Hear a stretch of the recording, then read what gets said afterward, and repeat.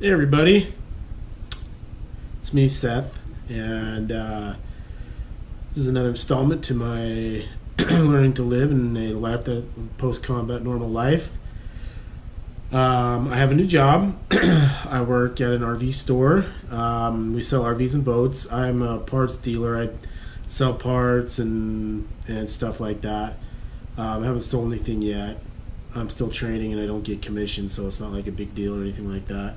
It's pretty cool. It's my first 8 to 5 job ever, where I'm a minion, and I just do stuff. I left the community corrections human services realm. I've been in the human services realm for upwards of 10 years, or how long have I been out? Yeah, about 10 years. And it's a long time coming. Long time coming. I worked in a pre-release. I was an operations supervisor there. Long story short, I was about to, I was hitting burnout, and I didn't really believe in the mission. And to work in a nonprofit, you need to believe in that mission, and you need to be willing to sacrifice a lot and not expect a lot in return. And to me, I'm not willing to do that. I've sacrificed enough of myself. I've given enough of myself to something else. I just don't have that anymore.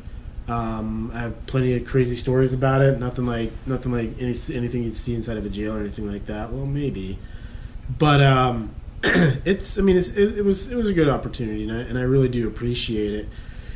I was asked to blog for this thing called Objective Zero, and I'm going to be sending it off to them here pretty soon. I got to get some stuff together and then send it off. But it's called Everything Is Fine. Essentially, what I'm writing about is when we go to boot camp or go to recruit training, basic training, whatever it is, you're told to, hey, when you write home, tell them that everything's fine, you're eating well, you're sleeping well, you're being treated fine, everything is fine, everything is fine.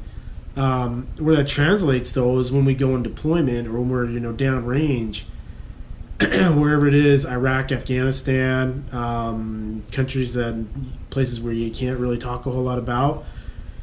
You call home when you can, and mom and dad are asking, hey, how's everything going? We saw this on the news. No, everything's fine, everything's fine. When you come back and you're out, and in my case, you've been out for 5, 6, 7, 8, 9, 10 years. People are noticing things. They say, hey, you okay? Are you okay? Yeah, I'm fine.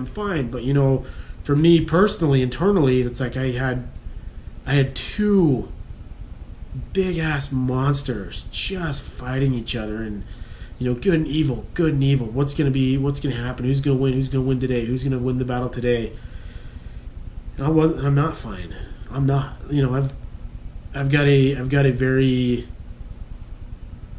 high moderate diagnosis of PTSD. I've got TBI. I have to take Adderall. I think it's 60 milligrams of Adderall a day, just to make it through the day, just to stay on time, just to stay on task. Forget things. I could wake up in the morning and just be super, super happy. And if I walk into a group of people that are frustrated or angry, I'm angry. And I don't know why. I don't know how to control it. I can't stop it. But I'm going to talk about that, that kind of stuff in my blog, and just kind of talk about how I've dealt with it and how we can learn to deal with it. I am currently going through the VA right now. I kind of sucked up my pride and finally said, hey, let's get some stuff going. I go to the vet. I've been going to the vet center on and off since 2007, and I remember why I stopped going. I hate crying. I hate it. I hate feeling vulnerable. I hate feeling tired for the rest of the day. But the nightmares. They've been going for the last 10 years. Intrusive thoughts. Last 10 years, I've lost 2 jobs because of what's been going on. I've had to quit jobs. I have a good group of friends. Problem is I don't have a whole lot of outside of military friends. Even